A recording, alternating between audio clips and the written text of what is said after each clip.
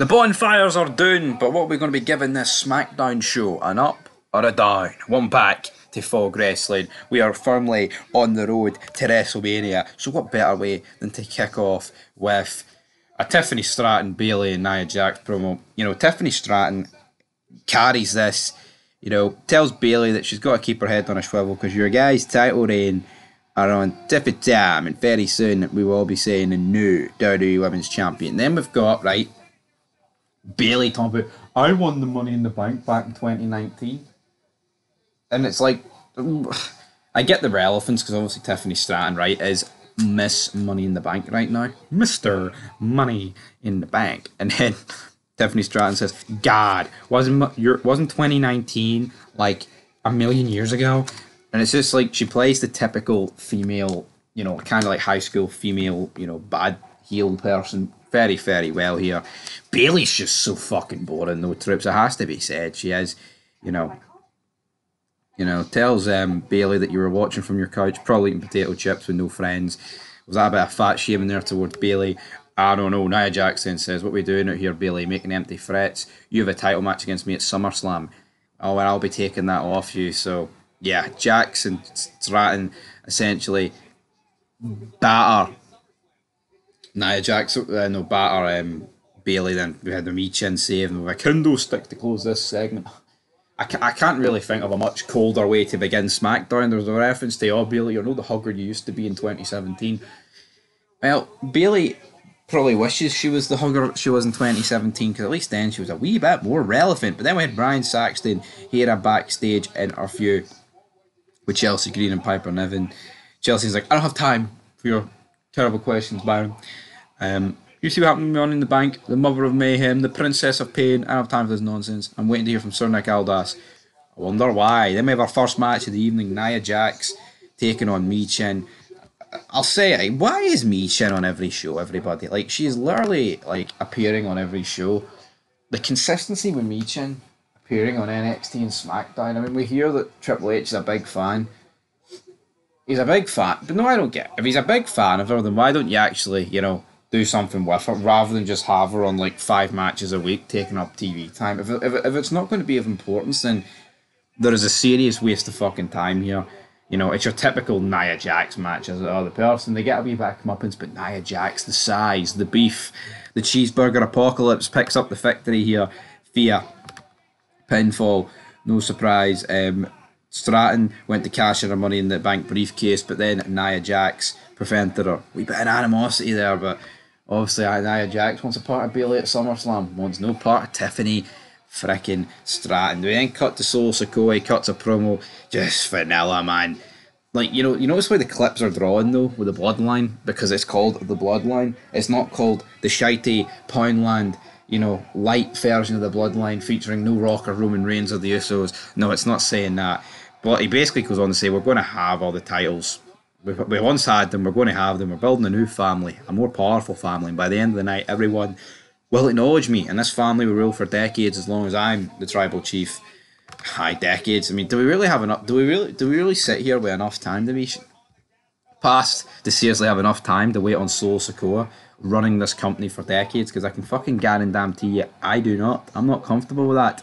I'm sure as hell not comfortable with Solo Sikoa running this company for decades, because all he's going to do is...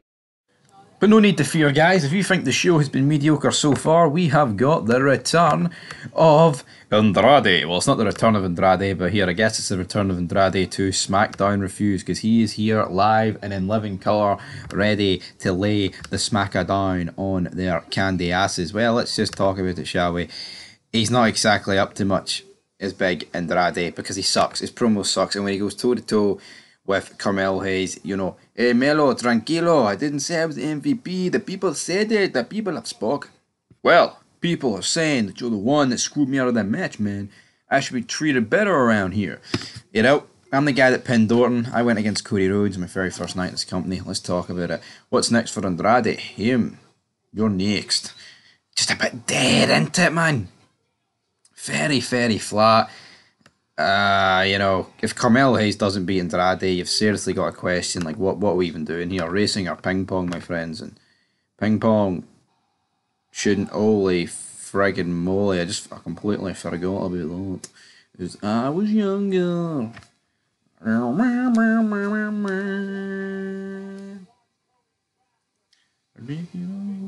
Take it all away. I just completely forgot about something while I was recording this. There's something I've got to do, but anyway, Jesus, buddy, mind froze there. I'm too busy talking about WWE, brother. Testify. It can't happen like that. Absolutely freaking not, guys. It cannot. Anyway, moving back to the SmackDown review before I completely forget myself. Right, with Baron Corbin and Apollo Crews against Angel Garza and Humberto Carrillo. So again, a match that was announced last week. It's like, well, why is this match getting announced last week? Like, does Triple H seems to think if you announce a week before, it automatically makes the match that you're in good. Well, I'm sorry to burst your wee fucking bubble, Trips, but it doesn't really work like that, son. You know what I mean? Like, I just don't understand this guy's fucking logic. But as for the match, like, Legado del Fantasma win. What are Crews and Baron Corbin doing, by the way? Like what actually is this? Like, what is actually going on? Folks, there's nothing going on. I'll let you know. There is absolutely nada. There's nothing going on here. It fucking sucks. So people need to wake up and realise that. But we move on from the match after Legado del Fantasma win. Chelsea Green bumps into Pretty Deadly in the back. They say they need to step to the back of the line. No one will get in the way talking to Nick Aldis. LA Knight then walks out of Aldis' office. Aldis says, I'm a bit busy, you'll have to wait a wee bit longer. Randy Orton then sits down beside Cody Rhodes and he basically says here, when this Bloodline beef's over, people are going to be coming for your belt and I'll let you know, I'll protect you then as well. And this was like a man talking to a child. Cody Rhodes is just like a fucking jobber. He is. He can wear suits, right? And I'm not saying he doesn't have half a look to him, but when Randy Orton sits next to him, there's only one star, and it's fucking Randy Orton. But for all in all, Orton pretty much did all the talking. I enjoyed the segment. LA Knight cuts a promo. I feel sorry for LA Knight. I thought it was a decent promo for him.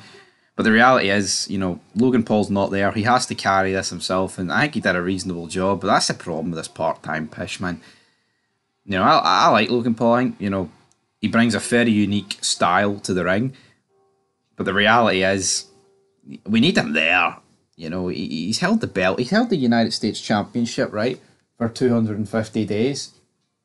And I believe he hasn't, he's only defended it twice. I mean, that's a defence every 125 days for everybody out there that can do a bit of math. I mean, is that no bogging? I mean, I think that's bogging, to be perfectly honest, but yeah, if people want to disagree, you can disagree, you know what I mean? But for the most part, I'm not going to disagree. And what I'm going to say is, Sean Connery, they talk to me, Sean Connery, they talk to me. I understand, they talk to me. They talk to me, I understand, they talk to me. Hey. Anyway, talked a lot about Sean Connery, decent promo there. Then we had Naomi against Blair Davenport. Do not care about this. This match is absolute mince, to say the least. Naomi wins. Logan Paul, though, confirmed to be on the show next week as Carmelo Hayes is announced against Andrade. Again, Triple H's fetish of announcing matches to try and get people to pretend to fucking care here. We then have DIY taking on A-Town Down Under. They win. You've kind of got a bit of animosity, so to speak, between A-Town Down Under, well, themselves. But then Jacob Fatu comes out and just essentially batters both of them. And I think this is the correct way to go about the Bloodline. We need like an NWO thing where they batter the entire roster. You can't just have them focusing on Cody Rhodes and Randy Orton and Owens.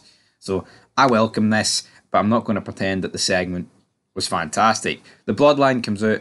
Solo Sikoa tells him to acknowledge him. He's like, Jimmy Uso, he didn't acknowledge me. Look what happened to him. Paul Heyman didn't. Look what happened to him. Roman Reigns, well, don't chant for him. You don't deserve Roman. You've got me now. But if Roman decides to come back, he'll have to acknowledge me, or else he'll suffer the same fate as them. But tonight is with Cody Rhodes. It's his turn to acknowledge me. So Cody, if you're back, and then he gets interrupted, Cody comes out, literally just says one thing. All right, you want me, I want you. Nick Aldis wants to make it official. Me against you.